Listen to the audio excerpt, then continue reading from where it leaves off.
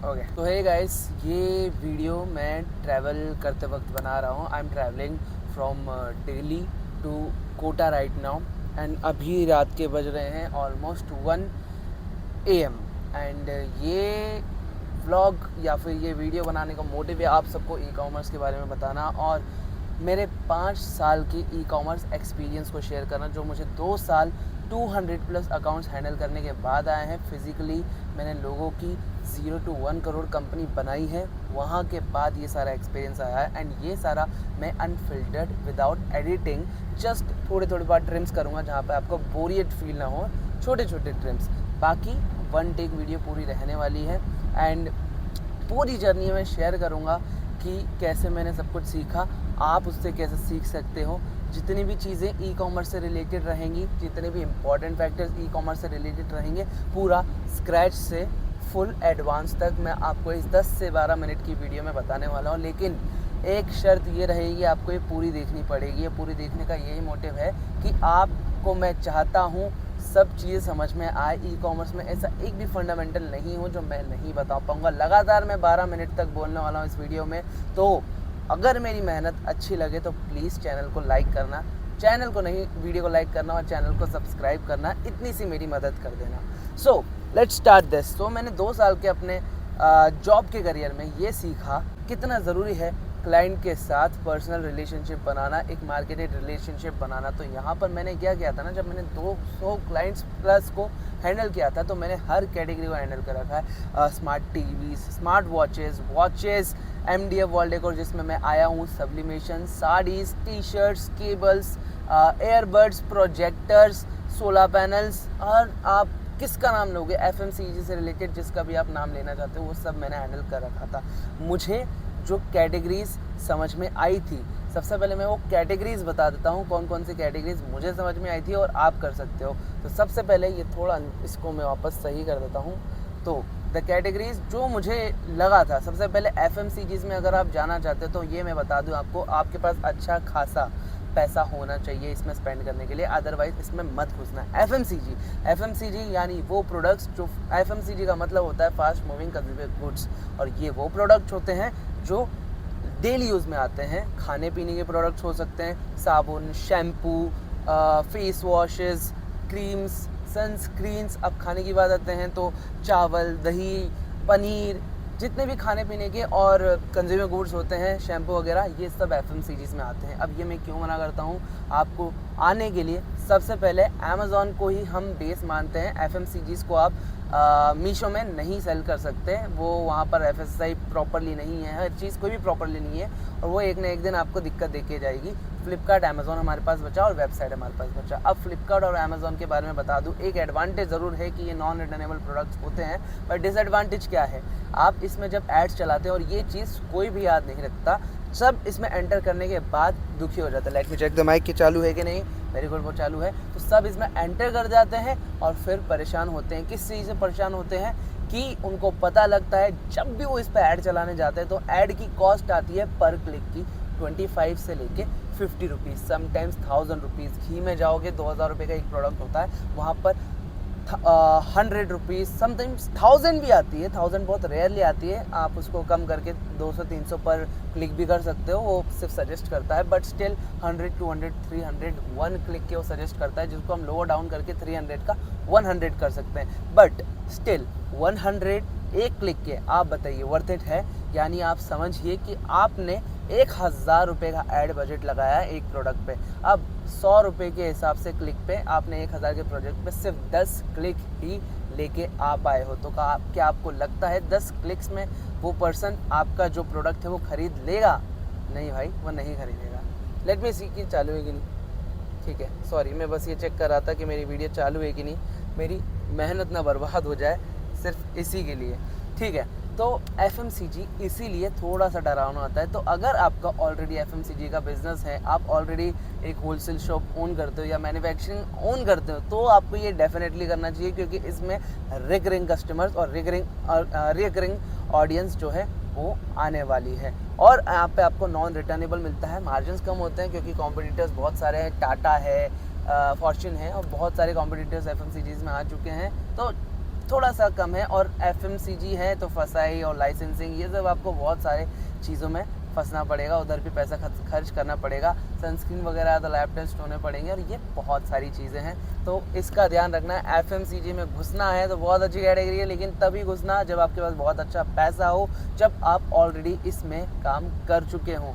और अगर आपको ई-कॉमर्स प्लेटफॉर्म पे आना है ना, तो सबसे मैं आपको बता दूं, या तो आप इंपोर्टिंग करके कमाओगे, या फिर होलसेलर, बड़े लेवल के होलसेलर हो तो कमाओगे, या फिर मैन्युफैक्चरर हो तभी सर्वाइव कर सकते हो। अगर ई-कॉमर्स प्लेटफॉर्म की मैं बात करूं, अमेजोन, फ्लिपकार्ट, मीशो, या फिर कुछ ऐसा आ जाता है एक्सेप्शनल केसेस, ट्रेंड ऐसा आ गया कि अर्जेंसी क्रिएट हो रखी है, तो आप कमा सकते हो। अदरवाइज रिटेलर सर्वाइव नहीं करेंगे, ये लिख के ले लो, ये गारंटी है मेरी। आप वेबसाइट बनाओ, कुछ क्रिएटिव करो और वहाँ पे बेचो, या फिर इंस्टाग्राम पे बेचो, वहाँ से आप अर्न कर सकते हो। लेकिन ये प्लेटफॉर्म्स आपके लिए नहीं बने हैं अगर आप मैन्युफैक्चर नहीं ही हो, या फिर बड़े लेवल का होलसेलर नहीं हो, या फिर आप प्रोडक्ट्स इंपोर्ट नहीं करा रहे हो। ठीक है, ये पार्ट हमारा ख़त्म हो गया कि FMCG किसको लेना चाहिए। अब दूसरी चीज़ें आप ये समझ लो कि टॉयज़ अगर एक कैटेगरी है, तो टॉयज़ अगर आप करना चाहते हो तो टॉयज़ में भी लैब टेस्ट वगैरह आपको लगने वाली है। टॉयज़ में अगर लैब टेस्ट लगती है, क्यों? क्योंकि वो बच्चों से रिलेटेड प्रोडक्ट हैं, वहाँ पे आप कोई सा भी प्रोडक्ट ले लो। अगर टॉयज़ कैटेगरी की बात आ गई, ये सब मैं अमेज़ॉन के बेसिस पे कराता हूँ। फ्लिपकार्ट में भी थोड़ी सी प्रोसेसर्स होते हैं अगर अमेज़ॉन में है तो, और मीशो में कोई प्रोसेसर्स नहीं होते।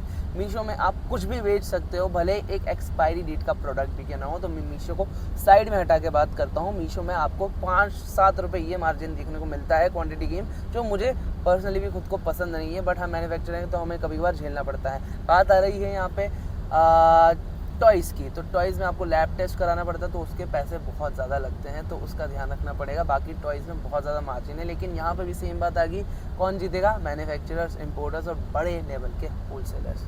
ठीक है, तो ये चीज़ हमने ख़त्म करी है। अभी मैं आपको बताऊं, कैटेगरीज तो ऐसे एक्सपेंड होती जाती है, तो मैं कुछ बता नहीं सकता आपको टोटली किस कैटेगरी में आप जाओ, लेकिन मेरी एक राय ज़रूर सुन के जाना।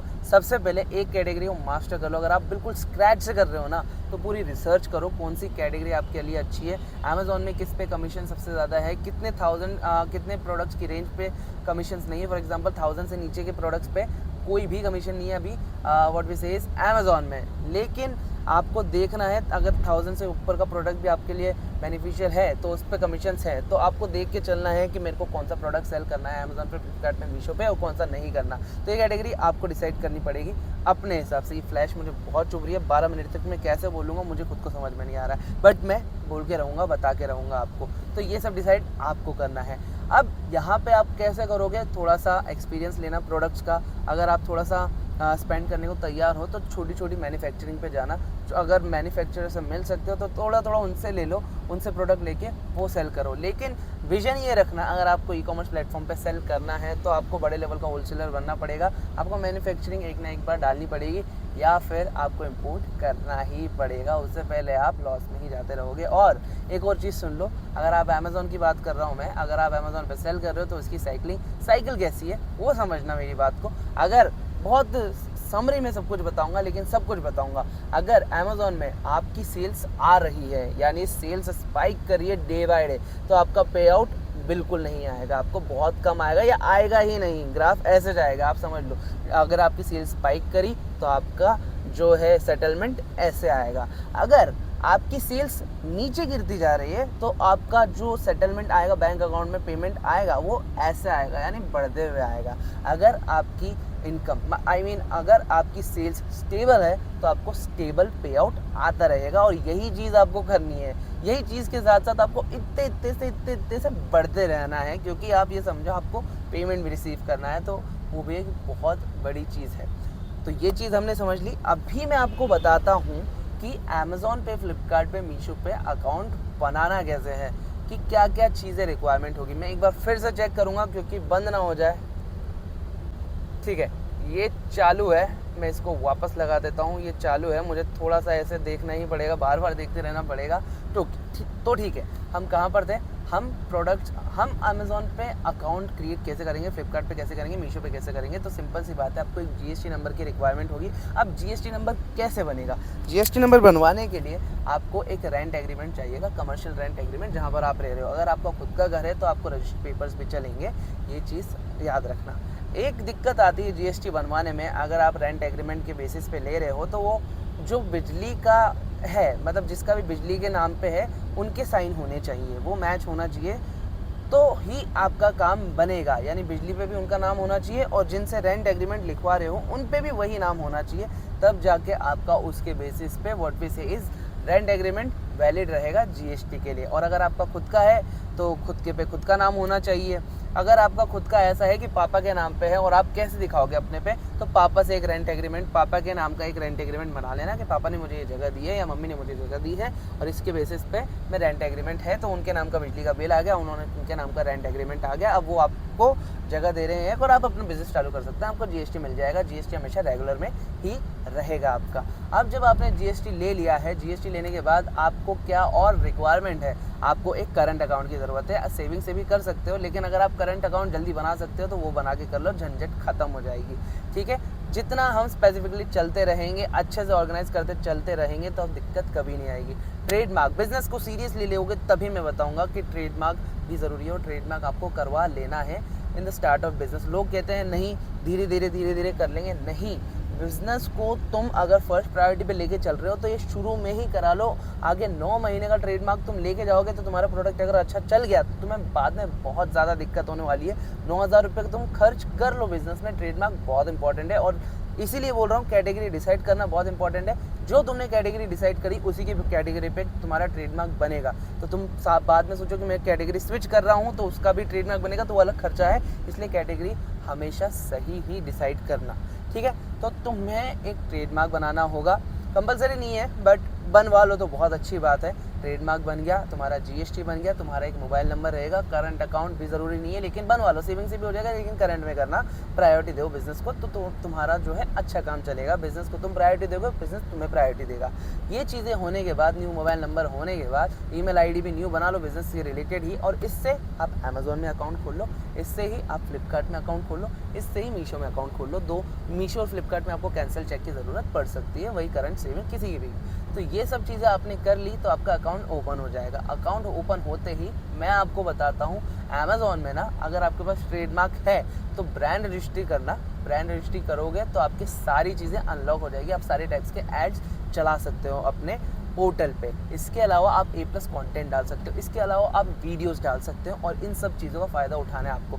जिस दिन आपका ब्रांड रजिस्टर हो गया 9 महीने बाद, तो किस दिन आपके ब्रांड पे लैचिंग करी तो उस पर कॉपीराइट भी डाल सकते हो, इन्फ्रिंजमेंट डाल सकते हो मैपिंग के लिए, और वो आपकी लिस्टिंग से हट जाएगा। ये बेनिफिट आपको मिलेगा। फ्लिपकार्ट पे भी सेम होगा। मीशो पे तो कुछ भी उल्टा सीधा होता है, मीशो पे तो हम कुछ नहीं कर सकते, बट हाँ ये है कि मीशो अपना अलग ही चलता है, वो सिर्फ प्राइस के बेसिस पे चलता है। प्राइस कॉम्पीट कर लो तो वहाँ पे जीत जाओगे, लेकिन हमें अमेजोन पे किंग बनना है। मानता हूँ सबसे कम ऑडियंस है, एक चीज़ और फिल्टर कर दूँ, सबसे कम ऑडियंस अमेजोन की है, मतलब कस्टमर सबसे कम अमेजोन के पास है, उसके बाद फ्लिपकार्ट के पास है, उसके बाद मीशो के पास है, लेकिन क्वालिटी इसकी जस्ट अपोजिट है। सबसे ज़्यादा क्वालिटी ऑडियंस अमेजोन के पास है, फिर फ्लिपकार्ट के पास है, फिर मीशो के पास है। तो हमें अमेजोन पे ध्यान देना है। फ्लिपकार्ट मीशो तो चिंदी है अपने आप वहाँ पर, सॉरी ये नहीं बोलूँगा, फ्लिपकार्ट मीशो तो उससे थोड़े कम लेवल क्वालिटी ऑफ कस्टमर्स हैं, तो उसको अपने आप तो मैनेज कर लोगे।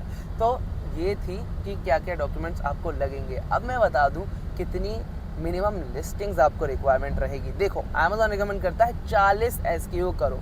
अब हम जिस लेवल पे आ चुके हैं ना, 40 SKU अगर तुम अमेजोन पे करते हो तो वही 40 फ्लिपकार्ट पे करोगे, वही 40 मीशो पे करोगे। अब लोग बोलते हैं डुप्लीकेट लिस्टिंग्स करनी चाहिए, तो वो मत करना, बेकार है, ठीक है। ये चीज़ हमने हटा दी। अब तुम 40 लिस्टिंग्स अगर अमेजोन पे करते हो, उनका जो SKU डालोगे ना, वही SKU मीशो पे डालना, वही SKU as it is product का फ्लिपकार्ट पे डालना, नहीं तो आगे बहुत कन्फ्यूजन होगा। Let me check it again कि ये रिकॉर्ड हो रहा है कि नहीं हो रहा। हो रहा है, इसको वापस मैं रख दूंगा। ओके, तो ये तो होगी अमेजोन, फ्लिपकार्ट, मीशो की बात। अब 40 जो तुम लिस्टिंग करोगे, अब 40 लिस्टिंग SKU इनफ होते हैं। जो तुम अमेजोन, फ्लिपकार्ट, मीशो पे कर दोगे तो तुम्हारे पास 3 दुकानें हो गई, तो बहुत अच्छे ये SKU हो गए। अब इन 40 लिस्टिंग करने के बाद सबसे पहले तो ये सोच लो 40 लिस्टिंग जो तुम्हें करना है अपनी कैटेगरी के अंदर ही करना है, ताकि तुम्हारा क्लास रजिस्टर्ड हो जाए। ऐसा भी नहीं है कि तुमने अगर ट्रेडमार्क एक क्लास का ले लिया, एक कैटेगरी का ले लिया, तो तुम दूसरे प्रोडक्ट नहीं बेच सकते। दूसरे प्रोडक्ट बेच सकते हो, लेकिन हमें बेचना नहीं है। हमें अपनी ब्रांड को जितना स्पेसिफाई कर सकते हैं उतना स्पेसिफाई ही करके चलते रहना है। तो ये चीज़ हमने कर ली, हमने अमेज़ॉन, फ्लिपकार्ट, मीशो पे लिस्टिंग्स कर ली, हमारा सारा काम हो गया। अब इनको प्रमोट कैसे करें? अमेज़ॉन पे देखो जितने कूपन्स आप लगा सकते हो ना, भले 5% का कूपन लगाओ, वो लगाओ, बाय वन गेट वन आता है वो लगाओ, डील्स आती है वो चलाओ, सेल इवेंट प्लानर में डील्स आती है वो चलाओ। अमेज़ॉन में आपको स्टेप लेवल पे परफॉर्मेंस आपको चेक करते हुए चलनी है। ये चीज़ें आपने कर दिया तो आपका अमेज़ॉन पे सबसे पहले ऑर्गेनिकली फंडा सब कुछ क्लियर हो गया। इमेजेस 9 इमेजेस का ऑप्शन देता है, हम एटलीस्ट 8 लगाएं तो भी चलेगा। 9 इमेजेस भर देते हो तो सबसे अच्छा। जो भी लिस्टिंग करिए उसको A+ कंप्लीट करके रख लो, वीडियोस जितनी डाल सकते हो डाल दो। तो ये अमेज़ॉन का ऑर्गेनिकली जितना तुम कंप्लीट कर सकते हो सब तुमने कंप्लीट कर लिया। फ्लिपकार्ट में ऑफर्स में पार्टिसिपेट करो, यही आपका सबसे मेन मोटिव है। प्राइस कॉम्पीट है, उसके बाद ये 2 चीज़ें फ्लिपकार्ट में चलती है। फिर उसके बाद धीरे धीरे आपको कैटेगरी मैनेजर असाइन हो जाएगा, वो आपकी हेल्प करते रहेगा। शॉपसी भी आता है फ्लिपकार्ट का, तो उसमें भी साइड बाय साइड जो है अपलोड करते रहो। ऐसे अमेज़ॉन का है अमेज़ॉन बाज़ार, तो उसमें भी अगर आपने अमेज़ॉन में 40 प्रोडक्ट की लिस्टिंग कर दी, वही 40 के 40 आप अमेज़ॉन बाज़ार में करोगे। 15 रुपये का डिफरेंस आता है, क्योंकि अमेज़ॉन बाज़ार में अब 15 भी नहीं रहा, अब 11 रुपये का डिफरेंस आता है, क्योंकि अमेज़ॉन बाज़ार में कोई कमीशन नहीं लगता। अमेज़ॉन में 1 रुपये समथिंग का कमीशन लगता है फिक्स्ड फीस, लेकिन अमेज़ॉन बाज़ार में वो भी नहीं लगता, और 10 रुपये की कम शिपिंग लगती है, तो 11 रुपये का डिफरेंस होता है। तो अमेज़ॉन बाज़ार में तुम 11 रुपये के कम प्रोडक्ट्स में प्राइस में डाल देना। और ऐसे ही फ्लिपकार्ट में, शॉपसी में भी कोई सेम अमेज़ॉन बाज़ार की तरह हो गया, शॉपसी में भी कोई कमीशन नहीं होता, तो शॉपसी में भी तुम 10 रुपये 20 रुपये करके कम डाल सकते हो। सेटलमेंट में तुम्हें दिख जाएगा, उतने अपने हिसाब से सेटलमेंट जो रखना है वो रख देना। फिर इसके बाद अगर मैं बात करूँ मीशो में, मीशो तो सिंगल प्लेटफॉर्म है, उसका कोई सब पार्टनर या सब किड या फिर कुछ भी बोलो, सब प्लेटफॉर्म नहीं है। तो मीशो में तो अपने हिसाब से प्राइस कम करते हुए ही हमें चलते रहना है, क्योंकि उसमें कैसे तुम प्रमोट कर सकते हो, या तो ऐड से कर सकते हो, या फिर व्हाट वी से इज़ प्राइस ड्रॉप से कर सकते हो, प्रमोशंस में पार्टिसिपेट करके कर सकते हो। ये 3 ही चीज़ें मीशो में, और कुछ है ही नहीं डिस्काउंट देने के अलावा ना, कीवर्ड है उसमें, ठीक है। अब अमेज़ॉन की जो लिस्टिंग बता रहा था, कीवर्ड्स का ज़रूर ध्यान रखना। बाकी जितनी भी जब भी तुम लिस्टिंग करो, कीवर्ड्स फुलफिल करो। जितनी भी लिस्टिंग्स हैं और जितनी भी लिस्टिंग्स में चीज़ आ रही है, जैसे ये फिल करना है, कुछ भी फिल करना है, जितनी भी पॉसिबल चीज़ें हैं सब फिल करके रखो। मैं वापस एक बार चेक करूँगा, क्योंकि डर लगता है इतनी मेहनत से वन टेक में बता रहा हूँ। ठीक है, ये चालू है, मैं इसको बंद करूँगा और फिर से चालू कर दूँगा, just for the editing purpose. Okay, तो हमने लिस्टिंग तक भी कर दी। अब बात आती है एड्स की, कि निखिल भाई हम कितना एड्स चलाएं जिससे कि हमारे प्रॉपरली ऑर्डर्स आ जाए। तो मैं आपको सिंपल सी बात बताता हूँ, एड्स का फंडा ये है कि एड्स बिना ऑर्डर्स आते नहीं है। मीशो को छोड़ के फ्लिपकार्ट पे भी आ जाएंगे, बट बहुत कम आ जाएंगे, मतलब एड्स तो आपको चलाना ही पड़ेगा। तो मैं आपको स्टार्टिंग फेज़ बता दूँ, 500 रुपये लेके चलना मेरे भाइयों, 500 रुपये लेके चलना। 500 रुपये डिवाइड कर दो तुम भले, जैसे मीशो में तुम लगा सकते हो, मीशो में अगर छोड़ भी दोगे तो ठीक है, मीशो में 300 रुपये से एक चालू होता है, और 300 रुपये का एक ही, तुम कोई सा भी ऐड मत चलो, उसमें स्मार्ट कैंपेन चालू कर दो, वो अपने आप देख लेगा। मीशो की बात कर रहा हूँ, 300 रुपये का होता है। फिर बाकी 100 रुपये के अमेज़ॉन पे लगा दो, और तुम थोड़ा बढ़ा सकते हो, ये मैंने 500 मिनिमम बताया है, अगर तुम थोड़ा बढ़ा सकते हो तो प्लीज़ 200 अमेज़ॉन में और 100 फ्लिपकार्ट में कर देना, तो भी तुम्हारा काम हो जाएगा। फ्लिपकार्ट को मतलब ठीक है, क्योंकि फ्लिपकार्ट में प्राइस कॉम्पीट होता है, अमेज़ॉन तो विदाउट ऐड तुम्हारा चलेगा ही नहीं। तो एड्स का याद रखना, अमेज़ॉन में करना ही पड़ेगा तुम्हें, ठीक है। एडवर्टाइजमेंट का ये हमारा हो गया। अगर अमेज़ॉन की बात वापस कर रहा हूँ मैं, अमेज़ॉन में एड्स चलाने तो 3 टाइप्स के एड्स होते हैं, स्पॉन्सर्ड प्रोडक्ट, स्पॉन्सर्ड डिस्प्ले और स्पॉन्सर्ड ब्रांड्स। स्पॉन्सर्ड प्रोडक्ट सबसे बेसिक होते हैं, लेकिन ये आपको बहुत ज़्यादा अच्छे रिजल्ट लेके आते हैं। स्पॉन्सर्ड डिस्प्ले क्या होते हैं? स्पॉन्सर्ड डिस्प्ले में जो आप अमेज़ॉन ऐप खोलते हो उसके टॉप में 3 लेयर का बिल्कुल छोटा सा बॉक्स बिल्कुल टॉप में आ जाता है, वीडियो के साथ भी आ सकता है, फोटोज़ के साथ भी आ सकता है। तो लोग वहाँ क्लिक करेंगे तो आप चाहो तो उनको डायरेक्ट प्रोडक्ट पर रिफ्लेक्ट करवा सकते हो। वहाँ पर प्रोडक्ट पर रिफ्लेक्ट करा दिया एक पर्टिकुलर प्रोडक्ट पर, वो पूरा एक ब्रांड की तरह आएगा, तो वो चीज़ आप कर सकते हो। और स्पॉन्सर्ड डिस्प्ले में ना आप क्या कर सकते हो, रीटारगेट कर सकते हो। रीटारगेट करने के बहुत सारे हैं, कि जिसने आपका प्रोडक्ट पहले देखा है उनको वापस दिखा दिया, जिसने आपका प्रोडक्ट पहले परचेस किया है उसको वापस परचेस कराने के लिए वापस दिखा दिया।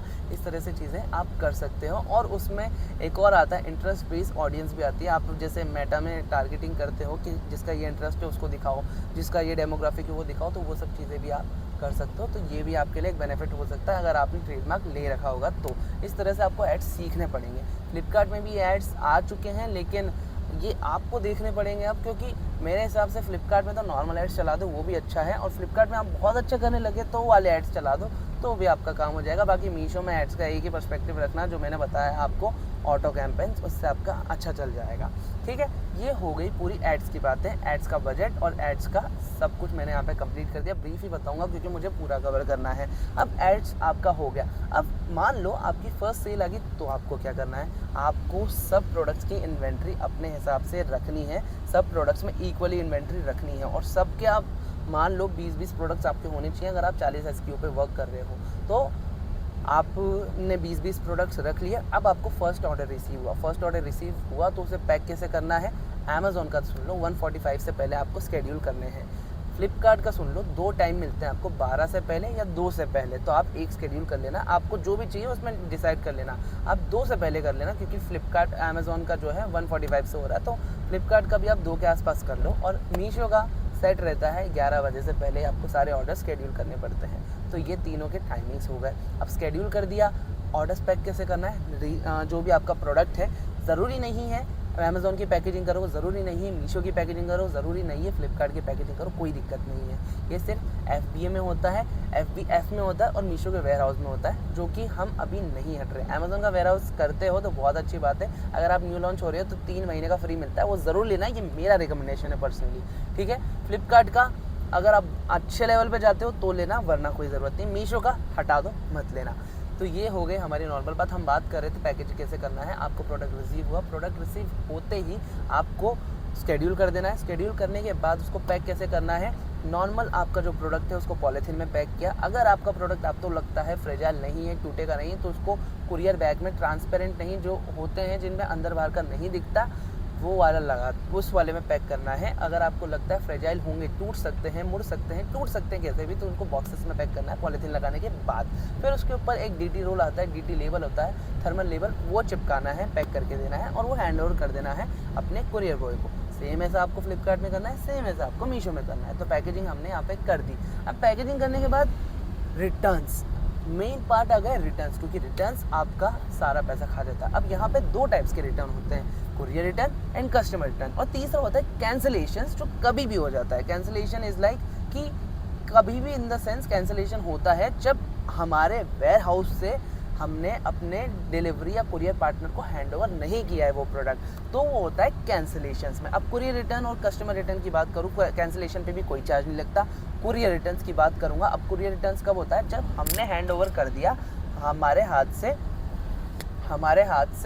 कुरियर बॉय को, तो उसके बाद वो कुरियर बॉय का हो गया। कुरियर बॉय, भले कुरियर बॉय ने एक्सेप्ट करने के बाद एक कदम ही क्यों ना चला हो और कस्टमर ने कैंसिल कर दिया हो, तो वो आ जाता है कुरियर रिटर्न में। अब वो थोड़े टाइम बाद आपके पास वापस आ जाएगा, उस पर भी कोई चार्ज नहीं लगता है। अब बात आती है आखिरी कस्टमर रिटर्न की। कस्टमर रिटर्न क्या होता है, जब हमने हैंड ओवर कर दिया कुरियर बॉय को और कुरियर बॉय ने हैंड ओवर कर दिया OTP दे के कस्टमर को, तो कस्टमर ने अब जब वापस रिटर्न रिक्वेस्ट डाली तो उसे कहते हैं कस्टमर रिटर्न। और ये बिल्कुल ऐसी रिटर्न होते हैं जिस पे आपको पेनल्टी लगती है हर प्लेटफॉर्म पे। अगर अमेज़ॉन पे बोल दूँ तो अमेज़ॉन पे पेनल्टी के नाम से चलता है और फ्लिपकार्ट पे भी पेनल्टी के नाम से चलता है, और व्हाट वी से इज़ मीशो में रिवर्स शिपिंग नाम से ही चलता है। अमेज़ॉन क्या करता है, जो आपकी शिपिंग जा चुकी है उसमें 70 रुपये अगर गई होगी उसकी शिपिंग, तो वो वापस नहीं देता। उसके अलावा 40 रुपये, 50 रुपये, अब ये प्रोडक्ट की प्राइसिंग के हिसाब से पेनल्टी लगाता है। तो एक एवरेज बताऊँ तो 120, 130, 140 रुपये के आसपास आपको लगती है अमेज़ॉन पे पेनल्टी।